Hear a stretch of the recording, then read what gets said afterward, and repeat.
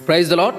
ఈ సాయంకాలపు వేళ దేవుడు నీకు ఇస్తున్న వాగ్దానం ఏంటంటే యెషయా గ్రంథము 30వ అధ్యాయము 18వ వచనం. కావున మీ యందు దయ చూపవలనని యెహోవా ఆలస్యము చేయుచున్నాడు, మిమ్మును కరుణించవలనని ఆయన నిలువబడి ఉన్నాడు. యెహోవా న్యాయము తీర్చు దేవుడు, ఆయన నిమిత్తం కనిపెట్టుకున్న వారందరూ ధన్యులు.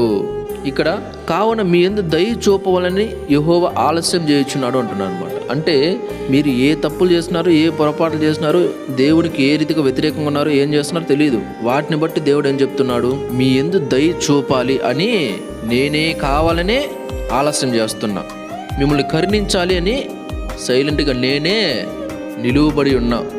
యెహోవా న్యాయము తీర్చే దేవుడు, ఆయన నిమిత్తం ఎవరైతే కనిపెట్టుకొని ఉంటారో వారందరూ ధన్యులు. అంటే గొడవలకు పోకుండా, గొడవలు జరిగితే వాటిలో పార్టిసిపేట్ చేయకుండా దేవుడు తీర్పు తీరుస్తాడులే మనకెందుకు అని సైలెంట్గా కనిపెట్టుకునే వారందరూ